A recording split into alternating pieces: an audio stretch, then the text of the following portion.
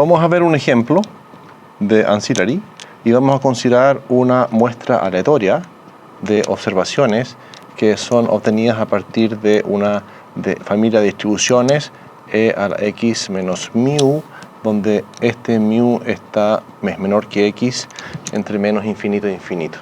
Entonces la pregunta es la siguiente: ¿es S cuadrado?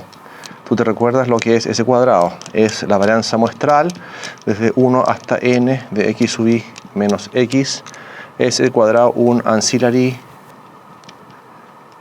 para mu?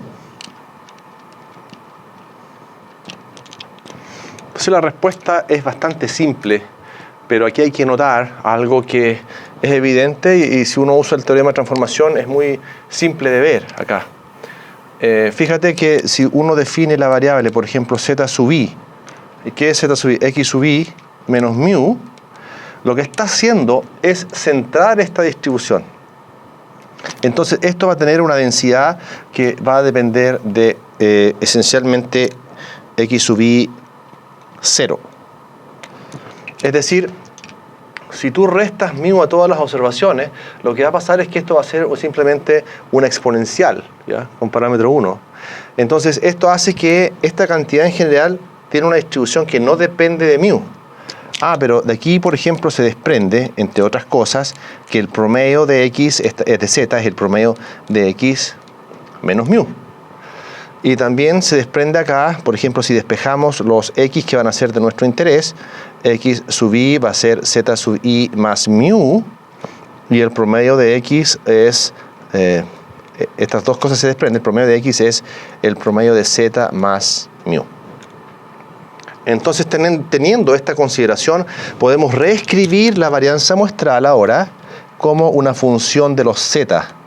¿Okay? Entonces eso es la suma de igual 1 hasta n, y acá tenemos x sub i, pero x sub i es z sub i más mu menos x promedio, y x promedio es z menos mu, todo eso al cuadrado.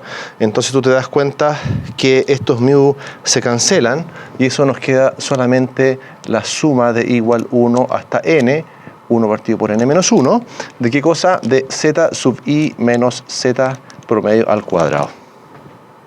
Porque estos mu se cancelaron. Entonces la pregunta es la siguiente: ¿la distribución de esta cantidad depende de mu?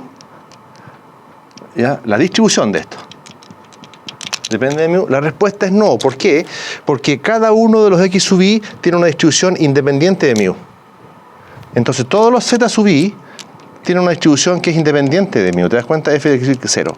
Significa que cualquier función, el z1, el z2 hasta el zn, no depende de su distribución de mu. Por lo tanto, todas estas cantidades tienen distribuciones que no dependen de mu. Esto implica entonces que la distribución completa, ¿ya?, de S cuadrado no depende de mu. Y si eso sucede, entonces S cuadrado es un ancillary para mu. ¿Okay? Entonces esa es una forma distinta de ver el problema, pero teniendo en cuenta que esta es una familia de localización.